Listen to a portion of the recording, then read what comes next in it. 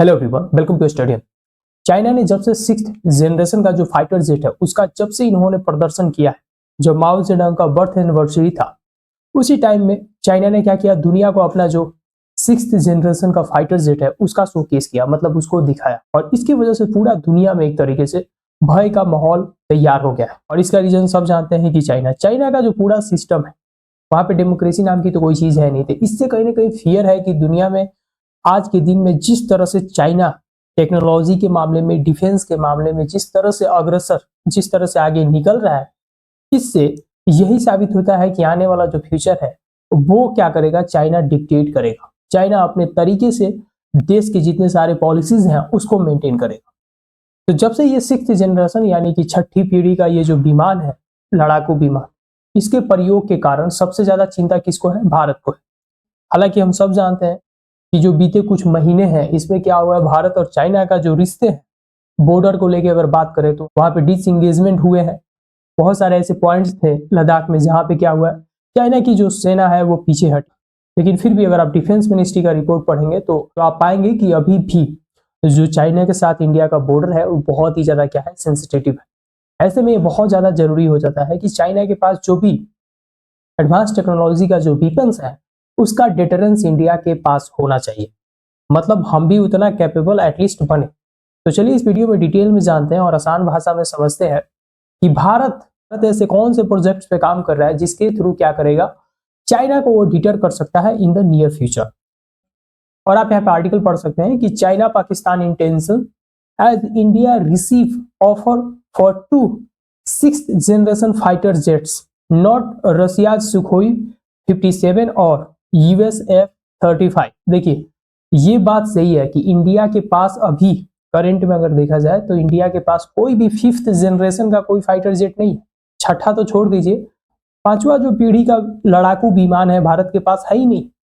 जो हमारा सबसे एडवांस है राफेल, और राफेल क्या है, ये है 4.5 यानी कि 4.5 जो जनरेशन है उसका है। अभी भी इसमें आधा कम है 5 पहुंचने में। लेकिन इंटरेस्टिंग बात यह है कि चाइना का जो एडवांसमेंट है, चाइना जिस तरीके से आगे बढ़ रहा है डिफेंस के मामले में, इसकी वजह से दुनिया भर में एक अलायंस क्रिएट हो रहा है जो कि बिल्कुल चाइना के अपोजिट है, जो चाइना को नहीं चाहते हैं कि ये वर्ल्ड का लीडर बने। और यही वजह है दोस्तों जिसकी वजह से इंडिया को क्या मिला है, दो ऑफर मिला है। अगर बुल्गारियन मीडिया की माने तो जो जर्मनी, फ्रांस एंड स्पेन है उन्होंने क्या किया है, इंडिया को इन्वाइट किया है, इनफैक्ट पर्सनल रिक्वेस्ट भी किया है कि इंडिया क्या करे कि जो future combat air system program है FCAS, उसका ये क्या बने, सदस्य बने। और यहाँ पे जो भी हमारे भारत के एक्सपर्ट्स हैं वो इसका हिस्सा बने। और यहाँ पे जो भी ये प्रोग्राम रन किया जा रहा है ताकि जो भी आने वाला नियर फ्यूचर है उसमें 6th जनरेशन का जो फाइटर जेट है उसका मैन्युफैक्चर किया जाए, उसमें इंडिया भी हिस्सा बने। और इसकी बदौलत क्या होगा दोस्तों, इंडिया के पास भी 6th जनरेशन का जो फाइटर जेट है वो अवेलेबल हो जाएगा। पहला तो ऑफर ये हो गया। और दूसरा ऑफर कहां से आ रहा है, तो वो है जापान लेड GCAP यानी कि ग्लोबल कॉम्बैट एयर प्रोग्राम। तो ये जो ग्लोबल कॉम्बैट एयर प्रोग्राम है ये किसके द्वारा रन किया जा रहा है, इस पे है यूके हो गया, जापान हो गया और इटली हो गया। ये लोग चाहते हैं कि भारत इसका भी हिस्सा बने, ताकि आज के दिन में देखिए भारत को ऐसे ही हिस्सा नहीं बनाया जा रहा। भारत का जो लोकेशन है वो बहुत ज्यादा स्ट्रेटेजिक है। अगर आप ज्योग्राफी की दृष्टि से देखें तो भारत क्या है, immediate neighbour of the China है। अगर आप जियोपॉलिटिकल सिनारियो में देखें तो भारत का जो राइज है, इनफैक्ट इकोनॉमी के टर्म्स में, हालांकि हमारा जो इकोनॉमी है कुछ महीना पहले डाउन जा रहा था, लेकिन फिर भी जो भारत का इकोनॉमी है वो फास्टेस्ट ग्रोइंग इकोनॉमी रहा है। और आने वाला जो फ्यूचर है उसमें भी इंडिया जो है एक ग्रेटेस्ट मार्केट है। तो इन सब कारणों की वजह से कोई भी देश नहीं चाहता कि भारत जो है उसका स्ट्रेटेजिक पार्टनर नहीं बने, उसका इकोनॉमिक पार्टनर नहीं बने। तो यही शायद वजह है जिसकी वजह से वो लोग ऑफर कर रहे हैं। लेकिन दोस्तों यहाँ पे इंटरेस्टिंग बात यह है कि इंडिया के एक अपना प्रोग्राम है। जी हाँ दोस्तों, भारत ने अपना जो 5th जनरेशन तैयार करने का प्लान बनाया था वो अभी भी कंटिन्यू है। और बहुत जल्द हमारे पास भी 5th जनरेशन का जो फाइटर जेट है वो होने वाला है। और आप जान के चौंक जाओगे कि ये जो प्रोग्राम है, इसी प्रोग्राम की वजह से हो सकता है कि भारत क्या करे, ये दोनों ऑफर को रिजेक्ट कर दे। और इस प्रोग्राम का नाम है AMCA, यानी कि इसका फुल फॉर्म क्या है, advance medium combat aircraft project. इस पे भारत बहुत कड़ी मेहनत कर रहा है। और ये DRDO और भारत का जो एयरफोर्स है उसका कंबाइंड यहाँ पे वेंचर है। दोनों ये चाहते हैं कि भारत बहुत जल्द क्या करे, 5th जनरेशन का जो फाइटर जेट्स है, जो भी कॉम्बैट एयरक्राफ्ट है उसको तैयार करे, जिसके वजह से एटलीस्ट हमारे जो एडवर्सरीज हैं, जो हमारे दुश्मन हैं, उनको एक सिग्नल दिया जाए कि Bharat is also on the right path. तो ये जरूरी है यहाँ पे एक तरह से सिग्नल भी देना कि जो भी दुश्मन कंट्रीज हैं, खास करके जो चाइना और पाकिस्तान है, वो एटलीस्ट भारत को स्लाइटली नहीं है। और दोस्तों यहाँ पे अगर जियोपॉलिटिकल दृष्टि से देखा जाए तो ये दोनों जो ऑफर है ये भी बहुत ज्यादा इंपॉर्टेंट। अगर इंडिया इसका हिस्सा बन जाता है, अगर इंडिया इसमें हाँ बोल देता है, तो आप सोच के देखो कि जो 6th जनरेशन का फाइटर जेट है वो इंडिया अगर एक्वायर कर लेता है तो इंडिया का जो ओवरऑल डिफेंस की कैपेबिलिटीज है वो कितने गुने से बढ़ जाएंगी। तो ये सारी बातें मैंने बता दिया कि भारत जो है वो इन दो ऑफर को कैसे एक्सेप्ट करता है या नहीं करता है, और ये ऑफर देने के रीजंस क्या क्या है। अब समझते हैं कि ये जो 6th जनरेशन का फाइटर जेट है इसमें ऐसी खास बात क्या है, क्या वजह है जिसकी वजह से ये दुनिया भर में इतना ज्यादा प्रचलित हो गया है। तो देखिए दोस्तों, सबसे इंटरेस्टिंग बात होता है कोई भी आप फाइटर जेट बनाते हो या कोई भी आप कॉम्बैट एयरक्राफ्ट बनाते हो तो उसमें सबसे इंपॉर्टेंट होता है आपका स्टील्थ वाला टेक्नोलॉजी। स्टील्थ टेक्नोलॉजी का मतलब होता है कि आपका जो एयरक्राफ्ट है वो कितना गुप्त रूप से काम करता है। गुप्त रूप से कहने का मतलब है कि वो अपने एडवर्सरी जो कंट्रीज हैं, जो एनिमी कंट्रीज है, उनके टेरिटरी में जाए, जो उसका एक्शन करना है वो वहां पे एग्जीक्यूट कर दे, और एक्शन एग्जीक्यूट करके आराम से वहां से निकल ले। मतलब उसका वहां पे जाना और आना किसी को पता नहीं चले। मतलब सिंपल सा है कि जो भी उस कंट्री में डिटेक्शन सिस्टम है जो उसको डिटेक्ट करे, जैसे कि रडार हो गया, सेंसर्स उसके जो भी हैं, वो फेल हो जाए वहां पे, उसको वो इवेड कर दे, वो बोलते हैं स्टील्थ टेक्नोलॉजी। तो इसका एडवांसमेंट जरूरी होता है ताकि उस कंट्री में पता भी ना चले कि फाइटर जेट आया और मार के कब निकल गया, उनके रडार से बाहर हो। तो सबसे पहला गुण यही होने वाला है 6th जनरेशन का, इसको रडार पे डिटेक्ट करना नामुमकिन होने वाला है। सेकेंड नंबर पे बात करें तो AI इंटीग्रेशन। मतलब कहने का यह है कि ये जो फाइटर जेट है वो क्या होने वाला है, AI इंटीग्रेटेड होने वाला है। इसका अर्थ ये है कि अभी तक हम जो भी 5th जनरेशन का एयरक्राफ्ट देखते हैं, फाइटर जेट वगैरह, उसमें क्या होता है कि उसमें पायलट बैठा रहता है, उसके पास बहुत सारे ऑप्शंस होते हैं कि उसे कहाँ हमला करना है, कहाँ हमला नहीं करना है, कैसे अपने आप को बचाना है अगर उस पर कोई मिसाइल्स अटैक हो रहे होते हैं। तो ये सब क्या होता है, वो पायलट को डिसाइड करना होता है कुछ हद तक।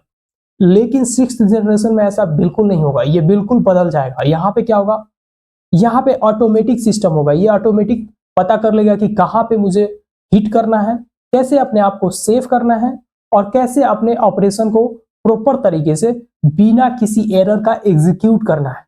और इसी की वजह से ये बहुत ही ज्यादा क्या हो जाता है, खतरनाक भी हो जाता है, क्योंकि दोस्तों पता नहीं चलेगा कि फ्यूचर में कहाँ मार दिया और कहाँ उड़ा दिया। एक बार लॉक कर दिया तो लॉक हो गया, वहां पे वो जाके गिरा देगा। और इसी की वजह से ये बहुत ही ज्यादा कंसर्न है दुनिया के लिए। एक आर्म रेस पूरा शुरू हो गया है पूरा दुनिया में। सारे कंट्रीज चाह रहे हैं क्या करें, मैं भी इसके जैसा फाइटर जेट्स रख लूं। इसकी वजह से आपको ये सेंस मिल ही गया कि जो भी कंट्रीज हैं वो अपने रडार पे भी काम करना शुरू करेंगे। अब ऐसे रडार सिस्टम बनाएंगे जो इसको भी डिटेक्ट कर ले। तो आप इसे सिंपल भाषा में समझ सकते हो कि ये जो चूहा बिल्ली वाला जो खेल है वो चलता रहता है हमेशा। किसी के पास एडवांस आता है, फिर दूसरा कंट्री चाहता है एडवांस कर लो, तो फिर ये बाहर निकल जाता है। तो ये कंटिन्यूअस प्रोसेस है। इंटरनेशनल पॉलिटिक्स का बात करें तो यही है रियलिज्म का थ्योरी। उसके बाद दोस्तों अगर थर्ड नंबर पे बात करें तो थर्ड नंबर पे इसमें होता है कि हाइपरसोनिक कैपेबिलिटीज। कहने का मतलब यह है कि ओवरऑल आप ये जो फाइटर जेट देख रहे हैं इसके पास क्या होगा, बहुत ही ज्यादा हाई स्पीड होगा। और इसके पास इतना स्पीड होने की वजह से आसानी से क्या कर सकता है, जो ये हाइपरसोनिक मिसाइल्स हैं उसको कैरी कर सकता है। और इसके वजह से दोस्तों ये क्या हो जाता है, और भी खतरनाक हो जाता है। अभी हम लोगों को जो भी हाइपरसोनिक वगैरह मिसाइल्स मारने होते हैं तो हम ग्राउंड लेवल पे क्या करते हैं, उसको तरीके से लॉन्चर के द्वारा लॉन्च करते हैं। लेकिन क्या हो जब आपके पास आसमान में ही हाइपरसोनिक मिसाइल्स तैयार हो, फट से मार दिए कहीं भी। और इसके स्पीड के बारे में भी बात नहीं कर सकते। इसके पास सबसे हाईएस्ट स्पीड है मैक 5। मैक 5 का अर्थ होता है मतलब कि 5 गुना होगा साउंड के स्पीड से। तो आप इससे अंदाजा लगा सकते हो कि आज के दिन में बहुत सारे ऐसे मिसाइल्स हैं जिसके स्पीड इतना नहीं है और इसका साउंड के 5 गुना स्पीड होने वाला है। तो इससे पता चल गया कि इसको अगर मिसाइल से भी मार दिया तो मिसाइल पीछे रहेगा और जो जेट है वो आगे निकल जाएगा। तो इतना ज्यादा डेंजरस होने वाला है फ्यूचर हमारा। उसके बाद अगर फोर्थ नंबर पे बात करें तो यहाँ पे है डायरेक्टेड एनर्जी वेपन्स। यहाँ पे अब होगा यूज लेजर का, इलेक्ट्रोमैग्नेटिक वेव का यूज होगा यहाँ पे। इसके वजह से क्या होगा, ये बहुत ही ज्यादा लीथल हो जाएगा। लेजर का यूज करेगा। कोई भी अगर इसका टारगेट है उसको लेजर से ही क्या कर देगा, ये मार के गिरा सकता है। हल्ला गुल्ला करने की जरूरत ही नहीं है। मतलब अगर बम मारते हो, मिसाइल्स मारते हो तो उससे बहुत ज्यादा क्या होता है, आवाजें होती है। लेकिन लेजर वगैरह का यूज करते हो, खास करके अगर इलेक्ट्रोमैग्नेटिक सिस्टम का यूज करते हो, तो ये बहुत ज्यादा लीथल हो जाता है। उसको डिटेक्ट करना भी नामुमकिन है और इसका जो इम्पैक्ट है वो बहुत ही ज्यादा खराब होगा। तो इसकी वजह से भी ये बहुत ही ज्यादा क्या है, खतरनाक है। और लास्ट में अगर इसका बात करें, इसका सबसे बेस्ट फीचर ये है कि ये मैन्ड और अनमैन्ड होगा। मतलब इसमें पायलट बैठ के चला सकता है और बिना पायलट के भी ऑटोमेटिक काम कर सकता है ये।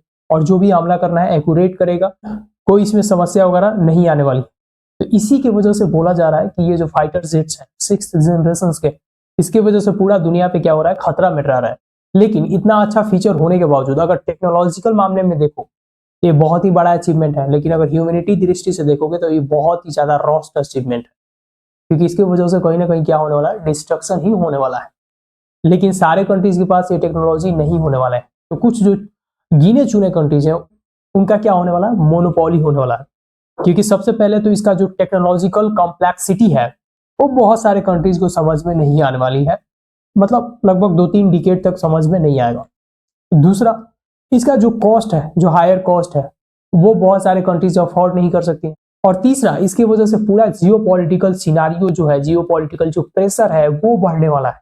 सारे जो कंट्रीज हैं आपस में आर्म रेस में चले जाएंगे और आने वाला जो फ्यूचर है वो बहुत ही ज्यादा, जो कंट्रीज हैं अपना जो बजट का एक बहुत बड़ा चंक जो है वो खर्च करने वाले हैं डिफेंस पे।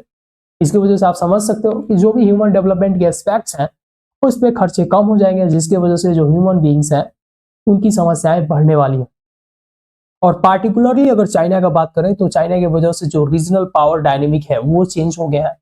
भारत भी क्या चाहेगा कि बहुत ज्यादा रुपया खर्च करें अपने डिफेंस पे, और हम भी क्या करें, एक 6th जनरेशन का जो जेट है as soon as possible acquire करें। हालांकि मैं बता ही चुका हूं कि 2-2 ऑफर इनको मिल चुका है। अब देखना यह है कि क्या इंडिया यहाँ पे हाँ बोलता है या नहीं। सेकेंड नंबर पर अगर देखा जाए, जो चाइना के इस कदम से ग्लोबल लेवल पे जो मिलिट्री कंपटीशन है वो बढ़ चुका है। हालांकि बोला था यूएसए 2020 में ही कि हमने 6th जनरेशन का जो एयरक्राफ्ट है उसको एक्वायर कर लिया है, बट वो जो न्यूज था अभी तक क्लियरली मीडिया में अभी तक नहीं आया है। और अभी तक वैसा कोई जेट जो है हमें अमेरिका की तरफ से देखने को नहीं मिला है। एंड थर्ड नंबर पर अगर चाइना की बात करें तो चाइना, जी हाँ, चाइना जो है दुनिया के जो टेक्नोलॉजिकल मार्केट उसका लीडर बन ही चुका है, इसमें कोई डाउट नहीं है। अमेरिका को कई दशक पीछे छोड़ के आगे निकल चुका है। और अगर आपको बिलीव नहीं होता है तो चाइना का जितने सारे टेक्नोलॉजी है उसको एटलीस्ट आप सर्च करके देख लेना। और इससे भी अगर आपको विश्वास नहीं हो तो do visit China once in a lifetime and you will realise कि हाउ फार चाइना इज। तो इन सब अचीवमेंट की वजह से चाइना जो है आने वाले फ्यूचर में टेक्नोलॉजी के मामले में दुनिया को लीड करने वाला है। और यही वजह है जिसकी वजह से भारत का टेंशन जो है ऑन द राइज है। तो उम्मीद करते हैं ये जो सारे कॉम्प्लेक्सिटीज हैं आपको समझ में आए होंगे। अगर ये वीडियो अच्छा लगता है तो अपने दोस्तों के साथ जरूर शेयर करें। So this is it from my side, see you in the next video, thank you.